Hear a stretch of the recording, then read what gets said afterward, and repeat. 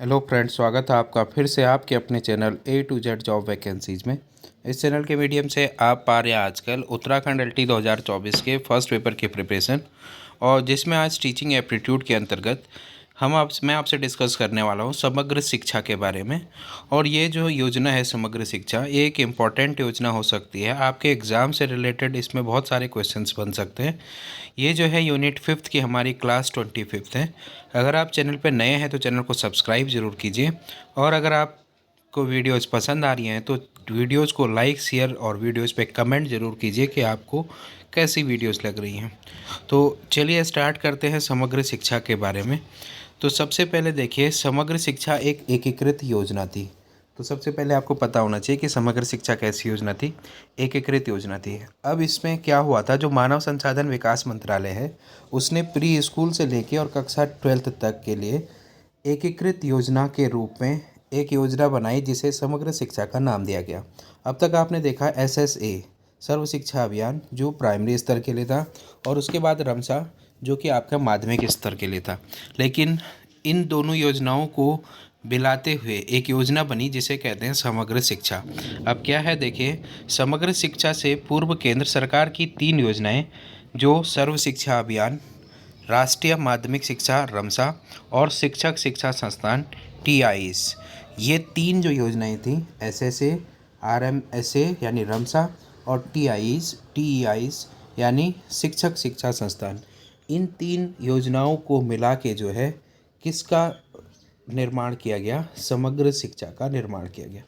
तो इन 3 योजनाओं को आपस में मिला के क्या बना दी गई, समग्र शिक्षा एक योजना बनाई, जिसको जो संचालित करने का काम था वो आपका केंद्र सरकार था।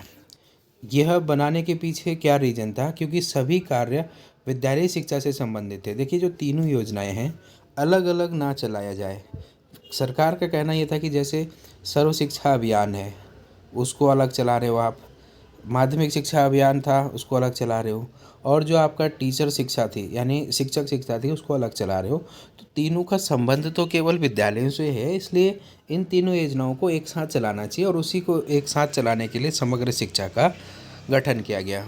अतः इन बिंदुओं को ध्यान में रखते हुए भारत सरकार ने इन 3 योजनाओं को सम्मिलित रूप से विद्यालय शिक्षा के लिए एकीकृत योजना के अंतर्गत रखा, और जिसका नाम समग्र शिक्षा रखा गया। तो इस तरह से समग्र शिक्षा का गठन किया गया। अब आपको मुझे कमेंट बॉक्स में कमेंट करके बताना है कि समग्र शिक्षा का गठन कब हुआ। ये आपके लिए मेरी तरफ से क्वेश्चन है, ताकि आप लोग भी कुछ ना कुछ पढ़ते रहे। हो सकता है आप जब समग्र शिक्षा को गठन के बारे में जानें तो उसके बारे में आपको कुछ एक नया चीज़ मिल जाएगा। तो कमेंट बॉक्स में कमेंट कीजिएगा। अब बढ़ते हैं, देखिए, समग्र शिक्षा के दृष्टिकोण की तरफ। तो जो समग्र शिक्षा थी, सर्व शिक्षा अभियान SSA, राष्ट्रीय माध्यमिक शिक्षा अभियान रमसा, और शिक्षक शिक्षा TEIs के केंद्र प्रायोजित योजना मानव संसाधन विकास मंत्रालय के 3 मुख्य विद्यालय शिक्षा विकास के कार्यक्रम थे, जिन्हें केंद्र सरकार ने राज्य सरकारों के साथ मिलकर पूरा करने का उद्देश्य रखा।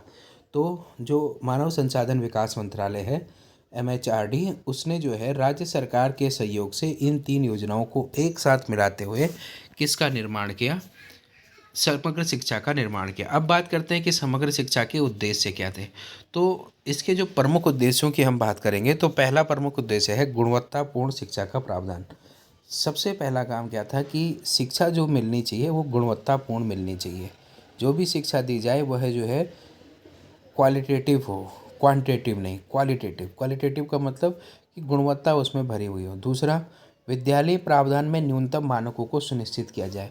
विद्यालय प्रावधान में न्यूनतम मानकों को सुनिश्चित करने का अर्थ हुआ कि विद्यालय के जितने भी चीज़ें हैं उनमें एक फिक्स क्या होना चाहिए, न्यूनतम मानक होने चाहिए। तीसरा, शिक्षा में वैश्वीकरण को बढ़ाया दिया जाए, जिससे रोजगार के अवसर प्राप्त हों।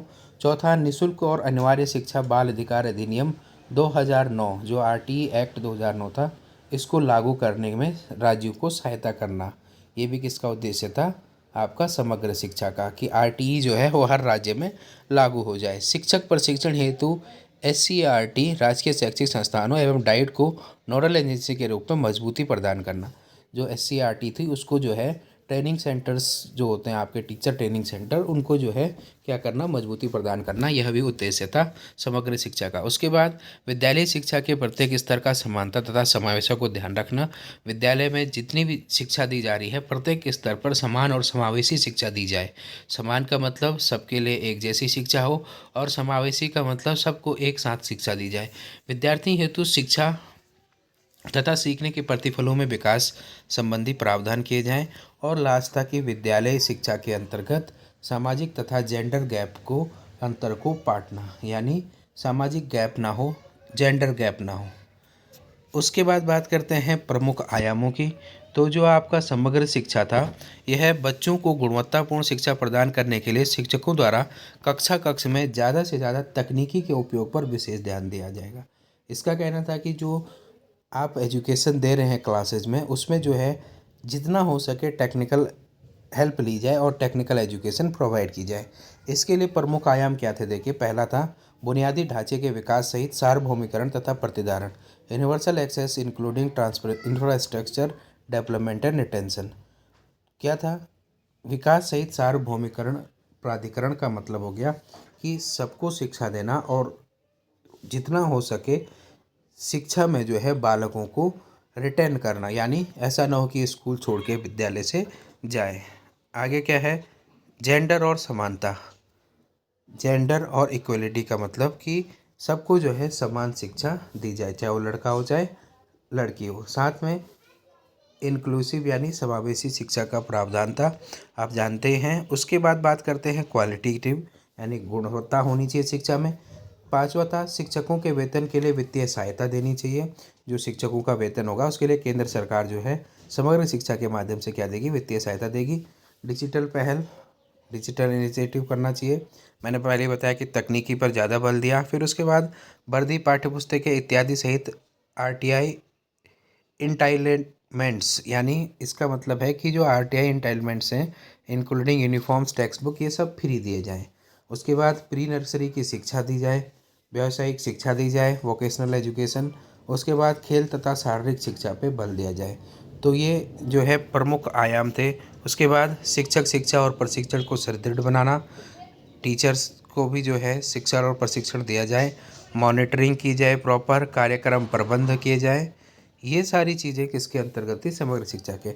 और एक इम्पॉर्टेंट चीज़ और कही कि जो नेशनल कंपोनेंट हैं, राष्ट्रीय घटक हैं, जैसे केंद्रीय संस्थान, जैसे एनसीईआरटी हो गया, नीपा हो गया, पीसीएससी हो गया, आईवीआई हो गया, एनसीपी हो गया, एचसीआर हो गया, एनआरसी हो गया, टीएसजी हो गया, इन सबको जो है एक साथ जो है सम्मिलित किया जाए और शिक्षा व्यवस्था में लाया जाए।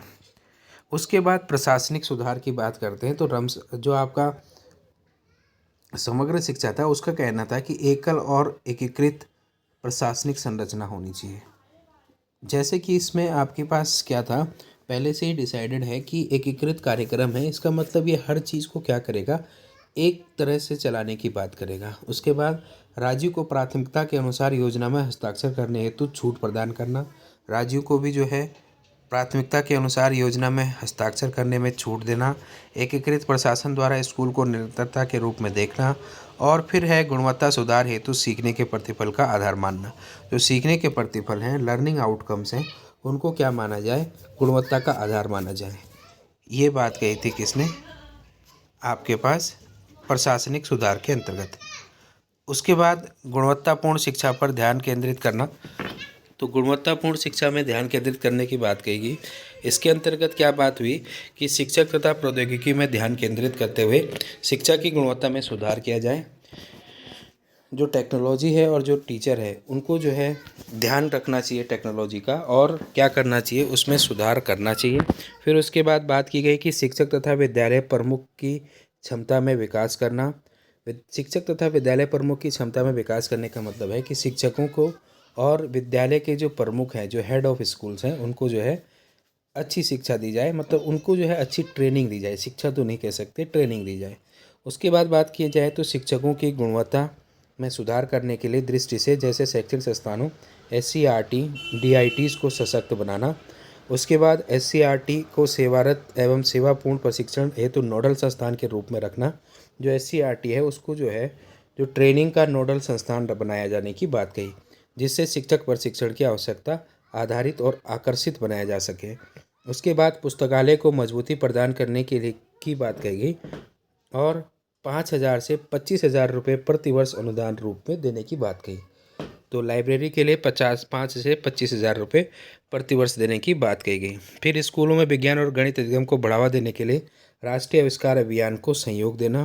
प्राथमिक स्तर पर बुनियादी कौशलों के विकास हेतु बड़े भारत अभियान में सहयोग देना। जो बड़े भारत अभियान है उसमें भी सहयोग देने की बात कही गई समग्र शिक्षा के अंतर्गत। फिर डिजिटल शिक्षा पर ध्यान केंद्रित करने के लिए क्या बात कही गई, तो 5 साल के भीतर सभी माध्यमिक विद्यालयों में ऑपरेशन डिजिटल बोर्ड को सहयोग करना। तो ये बात कही गई कि जो ऑपरेशन डिजिटल बोर्ड है वो सहयोग करेगा, उस मतलब ऑपरेशन डिजिटल बोर्ड को लाने की बात कही गई 5 साल के अंदर माध्यमिक विद्यालयों में। फिर उसके बाद स्मार्ट क्लासरूम लाने की कोशिश की गई, डिजिटल बोर्ड बनाने की कोशिश की, डीटीएच चैनल के माध्यम से शिक्षा में डिजिटल प्रौद्योगिकी को बढ़ावा देना। ये सब टेक्निकल एजुकेशन से रिलेटेड थे। फिर उसके बाद डिजिटल कदम जैसे शाला सारथी को मजबूती प्रदान करने की आवश्यकता है। ये बात किसने कही आपके पास, समग्र शिक्षा ने। उसके बाद उच्च प्राथमिक से उच्च माध्यमिक स्तर तक आईसीटी के ढांचे को सुदृढ़ बनाना। जो आईसीटी का ढांचा था यानी जो संप्रेषण और कंप्यूटर का ढांचा था उसको जो है मजबूत बनाया जाए उच्च प्राथमिक स्तर पर। उसके बाद शिक्षकों के कौशल विकास हेतु आपको पता है दीक्षा नामक डिजिटल पोर्टल का आधिकारिक प्रयोग करना। साथ में जो है स्कूलों को सुदृढ़ बनाना। अब स्कूलों को सुदृढ़ बनाने में पहला था कि सरकारी विद्यालयों को आधारिक संरचना की गुणवत्ता में सुधार की जाए। दूसरा, समग्र स्कूल अनुदान जिसकी राशि 14,500 से 50,000 रुपये से बढ़ाकर 25,000 से 1 लाख कर दी गई थी। जो अनुदान दिया जाएगा वो पहले जो 14,500 से लेकर 50,000 मिलता था अब वो लगभग डबल कर दिया गया और 25,000 से 1 लाख कर दी गई और स्कूल के बच्चों को नामांकन के आधार पर दी जाएगी।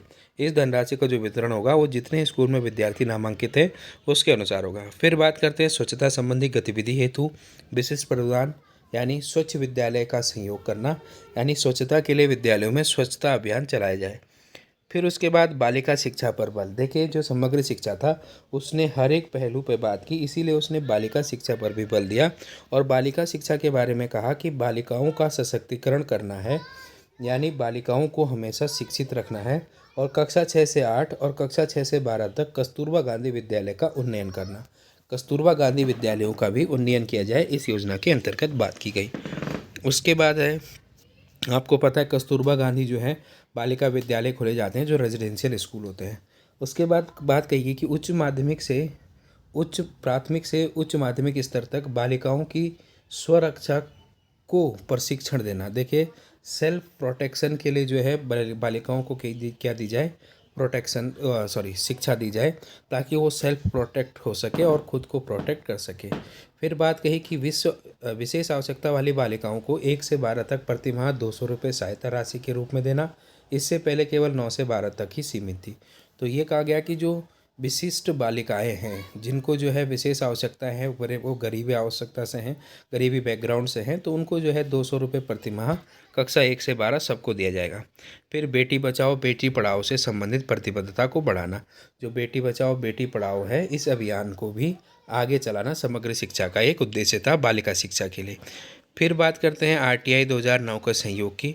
तो आरटीआई 2009 में क्या सहयोग दिया, वर्दी के बंटवारे हेतु 400 रुपये से बढ़ाकर 600 रुपये प्रति विद्यार्थी प्रतिवर्ष कर दी गई। जो ड्रेस का पैसा था वो 400 से बढ़ा के कितना कर देगा, 600 रुपये प्रतिवर्ष कर दिया गया था। किसके द्वारा, समग्र शिक्षा के द्वारा जब ये आई थी। अब वर्तमान में और बढ़ गया होगा। फिर उसके बाद पाठ्य पुस्तकों हेतु के आवंटन हेतु 150 से 250 रुपये की राशि को बढ़ाकर 250 से 400 रुपये प्रति छात्र कर दिया गया। फिर उसके बाद विशेष आवश्यकता वाले बच्चों को वजीफे में 3,000 से बढ़ाकर 3,500 कर दी गई। जो विशेष आवश्यकता वाले बच्चे थे उनकी जो वजीफे की पैसे थे, वजीफा मतलब स्कॉलरशिप, वो जो है 3,500 कर दी गई। फिर उसके बाद प्राथमिक स्तर पर आयु उपयुक्त पर कक्षा में प्रवेश के विशेष प्रशिक्षण देना है। फिर उसके बाद बात करते हैं तो स्कूलों में सार्वभौमिक पहुंच को सुनिश्चित करने हेतु यातायात सुविधा बढ़ाने के लिए 6,000 रुपये प्रति बच्चा प्रतिवर्ष खर्च किया जाएगा। यातायात के लिए बच्चों पे कितना खर्च किया जाएगा? 6,000 रुपये। तो इस तरह से ये थे आपके आरटीई के अनुदेशन पर जो काम किया समग्र शिक्षा ने। उसके बाद बात करते हैं कौशल विकास पर ध्यान केंद्रित करना। तो इसकी बात करें तो यहाँ क्या किया गया कि उच्च प्राथमिक स्तर पर व्यावसायिक कौशल के विकास को बढ़ावा दिया जाए। जो उच्च प्राथमिक स्तर है उस पर व्यावसायिक कौशल को बढ़ावा दिया जाए। व्यावसायिक कौशल को बढ़ावा देने का अर्थ हुआ कि यहाँ पे जो है अधिक से अधिक जो प्रशिक्षण दिया जाए बच्चों को, वो एक तो उनके स्किल डेवलपमेंट पे बात हो और उस दूसरा जो है उनको वोकेशनल कोर्सेज़ की शिक्षा दी जाए। फिर कक्षा 9 से 12 के लिए व्यावसायिक शिक्षा को पाठ्यक्रम के साथ सम्मिलित करना। जो वोकेशनल कोर्सेज हैं उसको सम्मिलित किया जाए। आप देखते होंगे आजकल बहुत सारे वोकेशनल कोर्सेज हमारे एजुकेशन सिस्टम में इम्प्लीमेंट हैं। फिर कौशल विकास पर बल देना, जो स्किल डेवलपमेंट है उस पर बल देना। अब बात करते हैं कि शारीरिक शिक्षा पर क्या ध्यान दिया, खेल पर क्या ध्यान दिया। तो खेल शिक्षा का पाठ्यक्रम का हिस्सा हो, ये बात कही गई। फिर प्रत्येक स्कूल को प्राथमिक स्तर पर 5,000 रुपये और उच्च प्राथमिक स्तर पर 10,000 रुपये तथा माध्यमिक स्तर पर 25,000 रुपये की धनराशि दी जाए, ये बात कही गई। ये धनराशि अभी भी इतनी है। प्राथमिक विद्यालय में खेल के लिए प्रतिवर्ष 5,000 रुपये आते हैं, उच्च प्राथमिक स्तर पर 10,000 रुपये और जो माध्यमिक स्तर है उसको खेल के लिए अभी भी 25,000 रुपये का अनुदान दिया जाएगा, पैसे आएंगे जिससे खेलकूद जो सामग्री है वो खरीद सके। खेलो इंडिया, देखो इस समग्र शिक्षा की एक बात है कि उसने जो है, आप देख रहे होंगे कि जिस क्षेत्र में काम किया उस क्षेत्र में जो भी अभियान चल रहा था उसको समर्थन देने की बात कही। जैसे खेलों में खेलो इंडिया चल रहा है तो खेलो इंडिया को समर्थन दिया जाए। समग्र शिक्षा का कहना यही है कि जितनी भी योजनाएं हैं अगर वो किसी न किसी तरह से विभाग में चल रही है तो उनको सब जगह एक जगह इम्प्लीमेंट किया जाए। उसके बाद बात करते हैं कि क्षेत्रीय संतुलन में ध्यान रखने केंद्रित करने की बात कही। तो क्षेत्रीय संतुलन में ध्यान केंद्रित करने का अर्थ हो गया कि संतुलित शैक्षिक विकास का प्रचार प्रसार करना। दूसरा, शैक्षिक रूप से पिछड़े ब्लॉक से संक्रमित जिलों, विशिष्ट केंद्रित जिलों और बॉर्डर क्षेत्र और नीति आयोग के द्वारा चिन्हित 115 महत्वाकांक्षी जिलों को प्राथमिकता देना। जो मुख्य रूप से विशिष्ट केंद्रित जिले हैं और संक्रमित जिले और साथ में जो है जिनको नीति आयोग ने चिन्हित किया है उन 115 महत्वाकांक्षी जिलों को प्राथमिकता दी जाए शिक्षा में। फिर उसके बाद सबका साथ सबका विकास का प्रचार किया। फिर बात करते हैं कि शिक्षा का समग्र दृष्टिकोण। इसकी व्याख्या राष्ट्रीय पाठ्यचर्या की रूपरेखा 2005 में संपूर्ण सामग्री के व्यवस्थित सुधार और पाठ्यक्रम, शिक्षक शिक्षा, शैक्षिक नियोजन एवं प्रबंधन के लिए शिक्षा प्रक्रिया को आवश्यक क्रियान्वयन के रूप में की जाती है। तो जो आपका शिक्षा का समग्र दृष्टिकोण है, इसका अर्थ है कि जो NCF 2005 का कंसेप्ट था उसको लाया जाए और जितने भी NCF 2005 की बातें थी उनको जो है शिक्षा के क्षेत्र में क्रियान्वित किया जाए। फिर इक्विटी की बात करते हैं, साम्यता की। इसका तात्पर्य है कि समान अवसर को प्रदान करना ही नहीं अपितु ऐसी परिस्थितियों का निर्माण करने से भी है जिसमें समाज के वंचित वर्ग, अनुसूचित जाति, अनुसूचित जनजाति, मुस्लिम, अल्पसंख्यक के बच्चे, भूमिहीन, कृषि श्रमिक और विशेष क्षमता वाले बच्चे आदि को अवसर का लाभ उठा पाए। तो इस पॉइंट के अंदर समग्र शिक्षा का कहना था कि सब लोगों को जो है शिक्षा मिले, चाहे वो आपका वंचित वर्ग है, चाहे अनुसूचित जाति है, अनुसूचित जनजाति है, सबको शिक्षा दी जाए। अब बात करते हैं पहुंच की। तो एक्सेस क्या है? तो यह सुनिश्चित करना कि ही नहीं काफ़ी है कि विद्यालय निर्दिष्ट दूरी के अंदर सभी बच्चों को पहुंच के भीतर हो, बल्कि यह भी आवश्यक है कि परंपरागत रूप से बहिष्कृत श्रेणियां जैसे अनुसूचित जाति, अनुसूचित जनजाति, सर्वाधिक वंचित समूह के अन्य वर्ग, मुस्लिम अल्पसंख्यक की बालिकाओं और विशेष क्षमता वाले बच्चों को शैक्षिक आवश्यकता और समस्याओं को समझकर शिक्षा से ज़्यादा अवसर प्राप्त किए जाए। अब ये नहीं है कि आपने स्कूल खोल दिया 1 किलोमीटर के अंदर या जो भी 3 किलोमीटर के अंदर माध्यमिक विद्यालय खोले गए तो उनमें बच्चे ना हो। ये भी लाना है कि एक्सेस पहुंच बनाई जाए कि बच्चे जो है विद्यालय जरूर आएँ, चाहे वो अनुसूचित जाति के लिए हो, अनुसूचित जनजाति के हो, जो लोग शिक्षा नहीं ग्रहण करते उनको भी शिक्षा दी जाए। फिर जेंडर कंसर्न यानी जेंडर संवेदनशीलता की बात कही कि लड़कियों को लड़कों के साथ एक ही कक्षा में बैठने में सक्षम बनाना मात्र ही पर्याप्त नहीं है अपितु राष्ट्रीय शिक्षा नीति 1986-92 के परिप्रेक्ष्य में शिक्षा को भी देखना है। अतः यह महिलाओं की स्थिति में बुनियादी परिवर्तन लाने के लिए निर्णायक हस्तक्षेप है। देखिए क्या कहा गया कि बच्चों को, लड़कियों को लड़कों को एक साथ पढ़ाया जाए और उनको जो है आगे बढ़ने की भी शिक्षा दी जाए। ऐसा नहीं कि केवल कोएड बना दिया बस ख़त्म हो गया। फिर उसके बाद बात करते हैं नैतिक मजबूती की। तो माता पिता, शिक्षकों, शैक्षिक प्रशासकों और अन्य हितधारकों हेतु दंड प्रक्रियाओं पर डालने के बजाय शिक्षा का अधिकार आरटीआई के माध्यम से नैतिक मजबूती प्रदान करना। यानी इससे सीधा सीधा कहने का मतलब यह है कि आप बच्चे को फोर्स मत डालिए, उससे अच्छा उसको आरटीआई के माध्यम से, जो आरटीई है, आरटीई का मतलब है राइट टू एजुकेशन, शिक्षा का अधिकार अधिनियम कहता है कि बच्चे को जो है आप क्या फैसिलिटेटर समझ के आप अपना काम कीजिए और बच्चे को जो है मोरल सपोर्ट दीजिए, उसको आप डंडे मार के इस तरह से प्रताड़ित मत कीजिए। उसके बाद शिक्षकों का केंद्रीकरण की बात हुई। शिक्षकों के केंद्रीकरण के अंतर्गत क्या कहा कि शिक्षकों को कक्ष के अंदर और बाहर शिक्षण हेतु वातावरण तैयार करने के लिए प्रोत्साहित किया जाए। टीचर्स को भी जो है, चाहे वो शिक्षा के क्लासरूम के अंदर हो चाहे क्लासरूम के बाहर हो, मोटिवेट किया जाए टीचिंग करने के लिए। और इसके साथ ही वे बच्चों को, विशेषतः बालिकाओं के लिए समावेश शिक्षा का वातावरण तैयार करें। समावेशी शिक्षा पर बहुत अधिक बल दिया था समग्र शिक्षा ने। तो ये था आपका समग्र शिक्षा का टोटल कंक्लूजन। हर एक एक्सेप्ट की हमने बात की कि कहाँ किसने, समग्र शिक्षा ने किस तरह से बातें चलाई। तो होपफुली आपको ये क्लास पसंद आएगी। अगर पसंद आए तो लाइक, शेयर और कमेंट ज़रूर कीजिए। मैं लेके आऊँगा आपके लिए नेक्स्ट टॉपिक की नेक्स्ट क्लास।